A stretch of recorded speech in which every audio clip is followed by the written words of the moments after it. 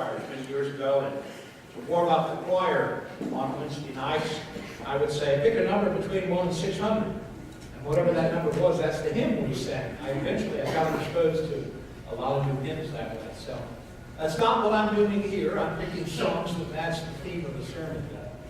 I guess I'm taking you into areas of the hymn book we've never been before. Well, good morning. It's good to be here this morning. I have a friend that I met when I was in postgraduate school, and he is now a pastor in the uppermost point of Maine. His name is Dennis. Dennis and I became good friends during our years of going to school together. And Dennis, like every other pastor I've ever met, Dennis has a particular passion for the church he serves. And specifically, his passion is visitation. He serves a congregation that's older, that's in a rural community, that is surrounded by snow and ice. And he feels very strongly that he should visit them once every quarter at least. And he has a small congregation, and he only preaches once and doesn't teach anything else. And so he's able to do that.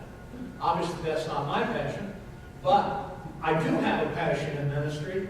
And my passion is for the salvation of those who gather on Sunday morning. And particularly, my passion is for those who have come to church week after week, month after month, year after year, and think that's what it means to be a Christian. And that's one of the reasons I began with the Nicene Creed this morning. I want you to understand the fundamental package of theology that it composes what it means to be a Christian. Scripture says that even though it's your decision whether you go to heaven or hell, I bear a certain level of responsibility for that, and I will answer for that. If you want to know what twists my stomach in a knot at night, have I done enough? Have I been bold enough? Have I explained enough? Have I borne the responsibility that I needed to bear to make sure there is no doubt in your minds whatsoever what it means to believe in Jesus Christ and give your life to Him?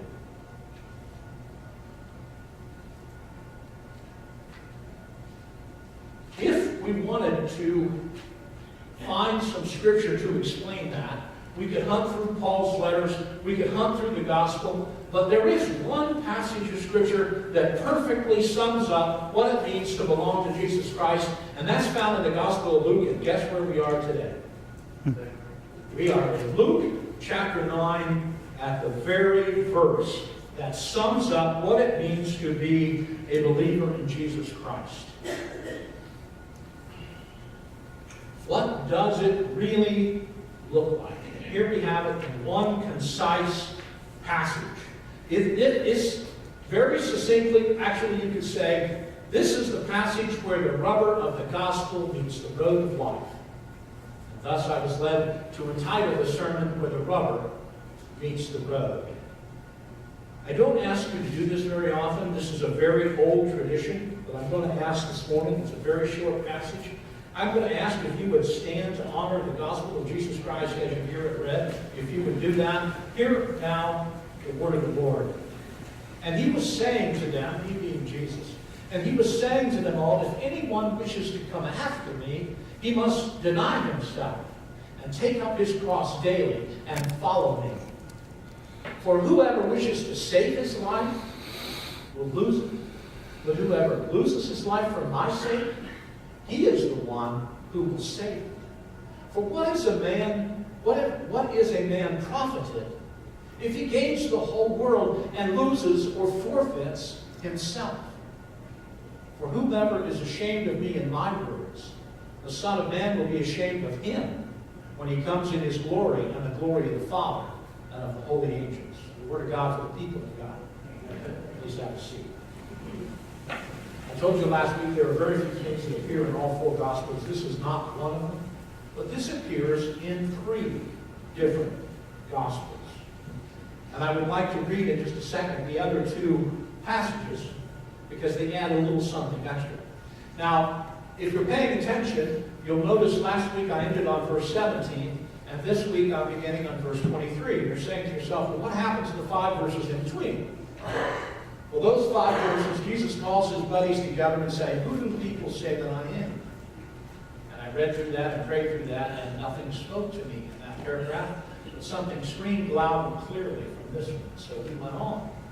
And so now I'd like to look at, read to you, and you may stay seated for this. I'd like to read you Matthew's version and Mark's version of the same event. Then Jesus said to his disciples, if anyone wishes to come after me, he must deny himself and take up his cross and follow me. For whoever wishes to save his life will lose it. But whoever loses his life for my sake will find it. For what will it profit a man if he gains the whole world and forfeits his soul? Or what will a man give in exchange for his soul?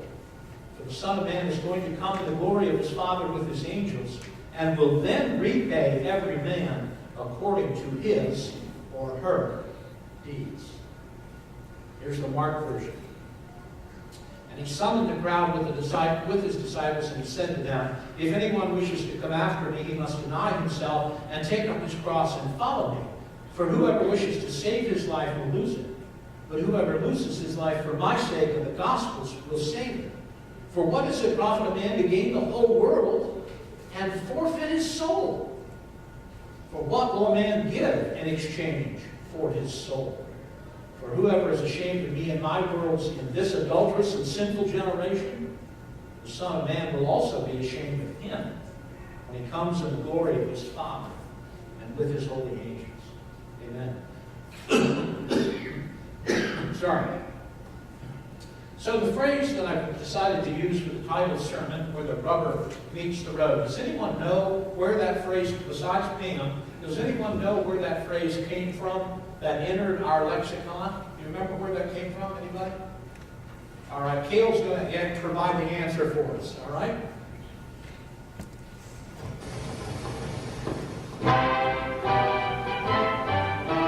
Wherever wheels are turning, no matter what the load, the name that's known is Firestone.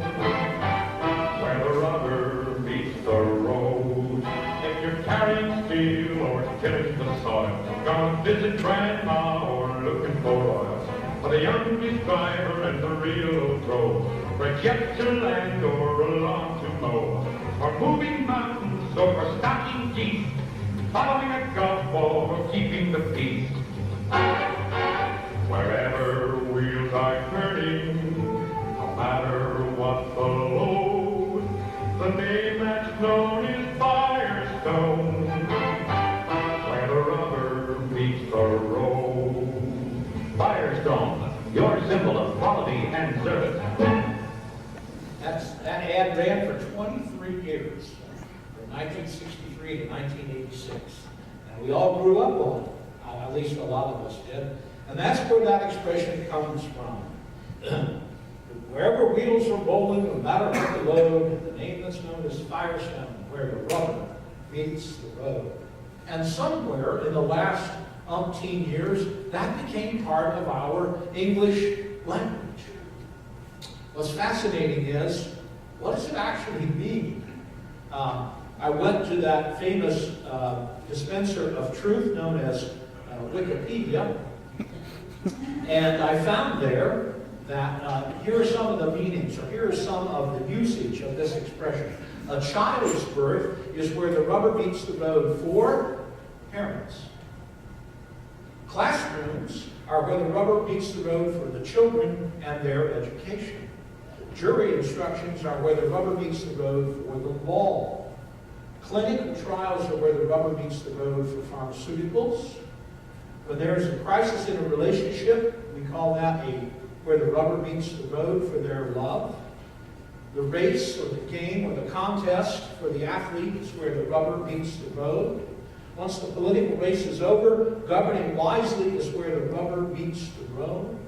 The ability to stick to one's diet is where the rubber meets the road.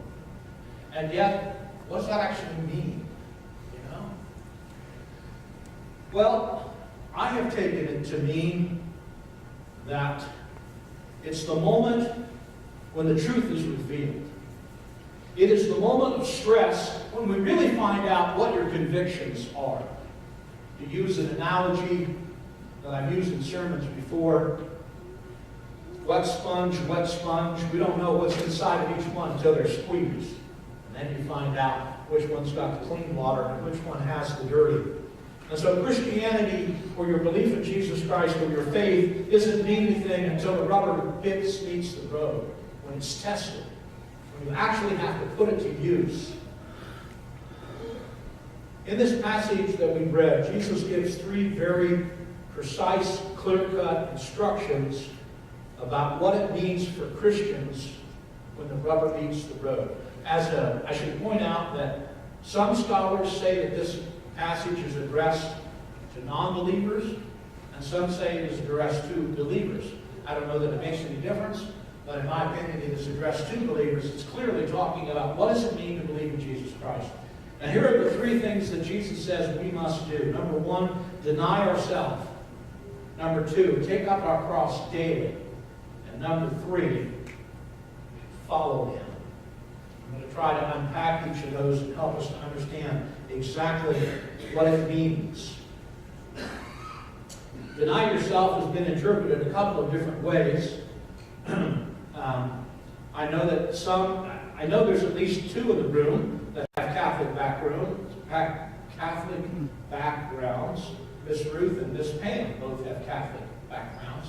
The Catholic Church has taken the position that priests and nuns should not have relations and should deny themselves, and they base that upon this passage. So one interpretation of this passage to deny oneself is the ascetic life. One should not overindulge in anything. You can see, obviously, I am a keen student of this philosophy. No, not so. The other interpretation is that we should put Jesus first. We should deny the other things of the world, the carnal desires, the other things that draw our attention. We should make Him first. We have within us a hunger for meaning, a hunger for purpose, and we try to fill that hunger or satisfy that hunger in a variety of ways. And the point of deny yourself means deny the other ways of filling that hole, and instead fill that hole with a focus on Jesus Christ. And you notice the grammar of the language that Jesus used. He doesn't say, if it pleases you on Thursdays on the morning, would you just deny yourself? If that feels comfortable. If it's okay with you, deny yourself. Is that what he says? He says in imperative form, in command form. This is the basic. This is the foundation of what it means to follow Jesus Christ. Deny yourself. Deny the carnal pleasures of the world. Do not make pleasures of the world, money of the world, power of the world, the most important thing with your life. Deny the carnal desires. Fundamental, number 1. Now, does that mean everybody should quit their job and become missionaries or pastors or ministers? No. It just means choose to make your relationship with God the most important aspect of your life. The second instruction is to take up your cross. Now, we have taken this expression, take up your cross, and we've made it a punchline. You know? After all, Barry has a cross to bear, and his name is Jim. Right? That's how we've kind of made a punchline out of it. But in point of fact, the Greek word that's used in this verse is, I took the cross out of here, it's the crossbar. It's the crossbeam. The way it worked is, on Crucifixion Hill, on Golgotha, they had 3 holes dug in the ground. They had great big giant posts laid on the ground. And the condemned, the crucified, had to carry the crossbar up Golgotha Hill. Jesus wasn't the only one that had to do that. They all had to do that. They had to carry their own crossbar up. Then they laid them down on the ground, put the crossbar in the notch on there, and either tied it or nailed it, and nailed the individual to the cross. And then they would lift that up and drop it in the hole. Boom! While the person hung on the cross. And along the way up Golgotha Hill, they would walk through the streets, and the crowds would think it was the greatest entertainment in the world to make fun of the people carrying the cross walking up the hill. They would bring vegetables, old vegetables, rotten things, things I can't mention in church. And they would deliberately throw them at the individual walking up that hill. Sometimes the younger ones, the teenagers or the 20-somethings, would be brave enough when the soldiers weren't looking, they stick their foot out to trip the guy carrying the cross. And everybody would laugh and hee-haw. It was psychological torture of the first order. And you still had to get back up and walk up to the top of the hill. Why did Jesus say, if you want to be my followers, pick up the crossbar and walk up the hill behind me? Because in the first century, you could easily have been the guy walking up the hill with a crossbar if you said, I don't believe in Judaism anymore. It's not a punchline.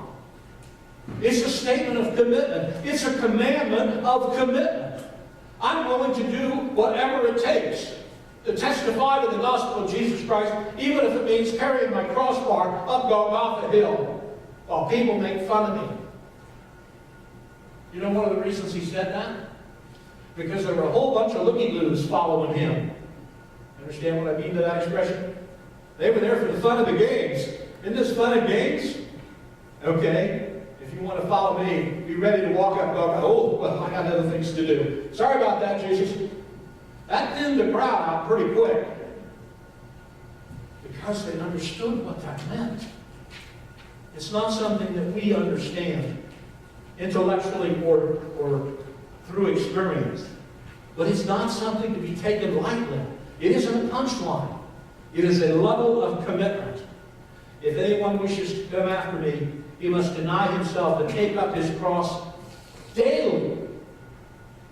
It ain't a once and a done. It ain't once every year, once every 100 years. It's every single day. I need to do whatever it takes to testify to Jesus. Wherever I am, whatever I'm doing, I'm not holding myself up in this example. I'm just throwing one word out, one phrase out there. I told the search committee when you called me, I said, when I get to your town, wherever I go, everybody's going to know I'm the pastor of the Baptist church, because that's my lead line. Hey, I'm the new guy at the First Baptist Church down in 52. I go to Hardy's every Sunday morning, I guarantee you that 90% of the people who meet there at 7 o'clock, 7:30 on Sunday morning, they know who I am and what my job is. Lately, I've had to clarify First Baptist. If you are picking up your cross and following him daily, you are letting everybody know that you're a believer in Jesus Christ. To say the same thing in a bumper sticker version, there are no closet Christians. Understand that? There are no secret Christians. Well, I'll be a Jesus freak on Sunday, and I'll do whatever I want the rest of the week, and that's cool, that's good. God bless that, amen? Not so. Deny your cross, deny yourself, take up your cross, and follow him. There's no such thing as a closet Christian. Everybody in your universe should know beyond a shadow of a doubt that you are a believer in Jesus Christ. Notice I did not say everyone in your circle should know that you go to church. Nor did I say everybody in your circle should know that you're a member of First Baptist Church and have been for 40 years. I didn't say that. I said everybody in your circle should know you belong to Jesus Christ. How are we going to know that? Pam says I'm emphasizing this too much. All right? I emphasize this virtually every Sunday. I was in Kansas for 6.5 years, and when I left, roughly 1/3 of everybody that was there after 6.5 years could tell me what the 4 basic traits of Christianity are. So you're going to hear it a few times. The marks of Christianity. The basic traits that define us and separate us from the rest of the world. Unconditional love. I will do what is best for you regardless of what it costs me. Do you know how that makes us stand out in this world? Forgiveness. I will forgive you regardless of what you said or have done to me. I will be kind to you for no reason whatsoever. And I will be generous with the resources that God has so generously blessed me. Anyone who wishes to come after me must deny himself and daily follow me. And following means love, forgiveness, kindness, generosity. Notice when Jesus teaches about those four things, he doesn't say, this is an ideal that one day you should attain to. This is something you should try to be. He doesn't say that. He says, this is who we are. This is who we are. Not something we try to do. It's who we are every day.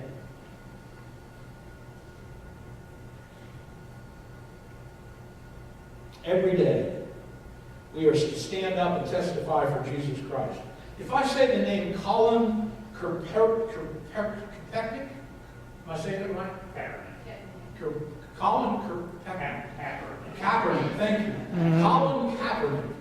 Does anyone know who I'm talking about when I say Colin Kaepernick?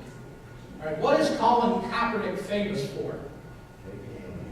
Kneeling. Kneeling when? And what did he mean by that? What was he saying? What was the message he was trying to send? Black Lives Matter. Do any of you know whether Colin is a Christian or not? He is. He absolutely, positively is, by every definition there is. He has quietly given millions of dollars to charities. He has stood for what he believes because he believed he had an opportunity to bring attention to something that was really important. And there are white officers who sometimes misuse their force. And there are black officers who do the same. But Colin has gotten demonized. But at the core, he's a Christian. And he did what he did because of his beliefs in Jesus Christ. How's that working out for him? You could say he picked up his cross and daily followed Jesus Christ. Whether you agree with what he did or not, he did so out of his convictions for Jesus. He wasn't disrespecting the military, the government, the patriots, the flag. He was trying to bring attention to an issue. How many of you would be willing to do that right alongside him? Moving along.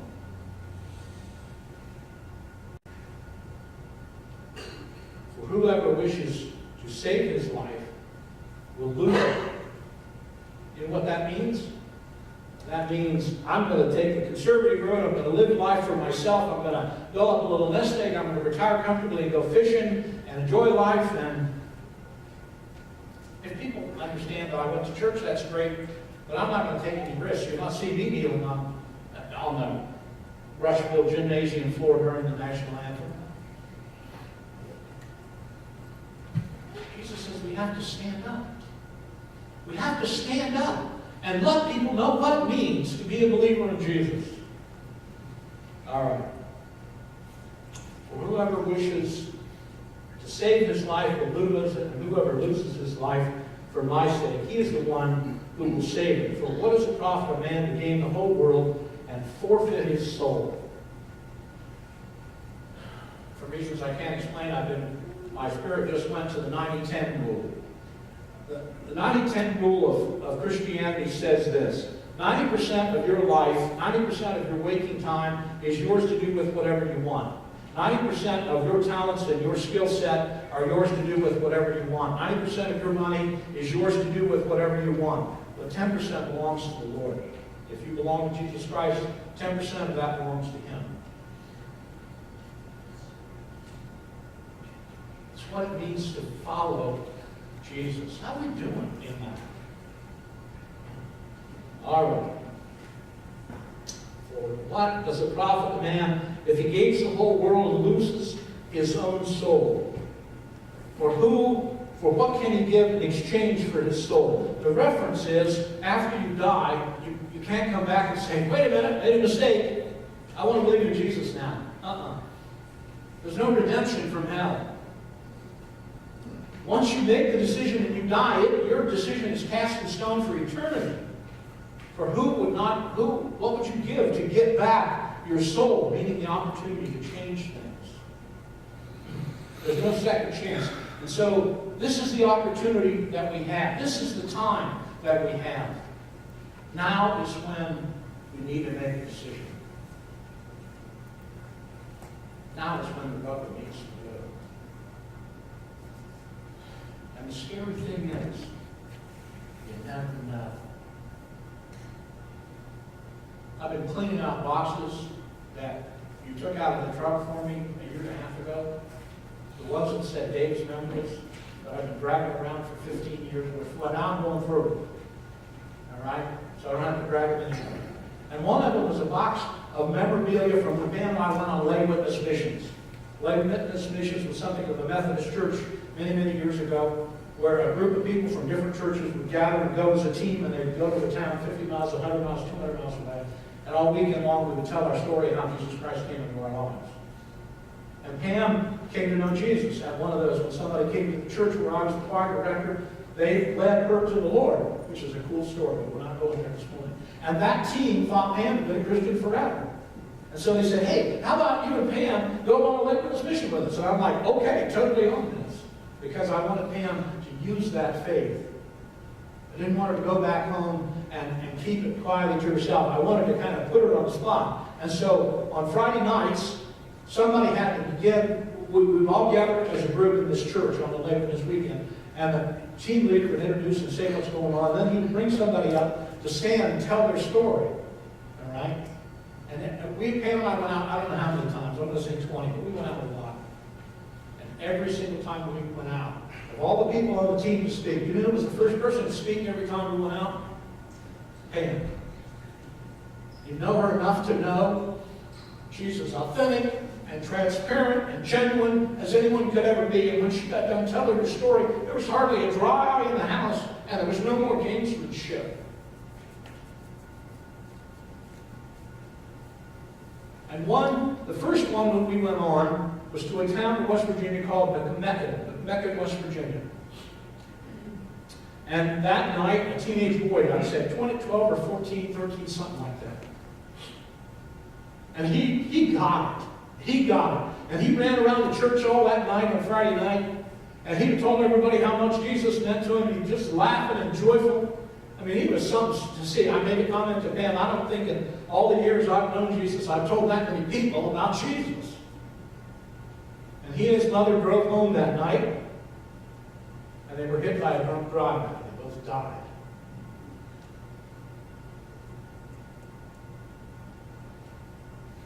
And he testified to the truth of Jesus to everybody he saw for the few hours he had.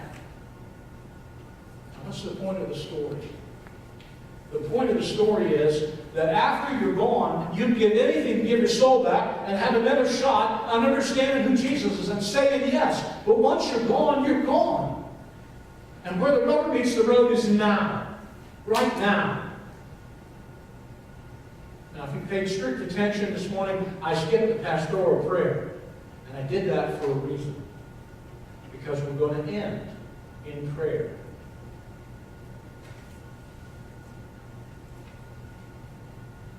And I didn't clear this with Pam, and I pray that you are okay with this. But we're going to... I'll hear about it later. I'm going to ask Jim to come up here and stand on this side. I'm going to ask Scott to stand on this side. Those are the deacons who are present this morning. But I'm going to ask Pam to come and sit on this pew over here, if you'd be so gracious. I'm just going to have people pray. I just want you to pray with people.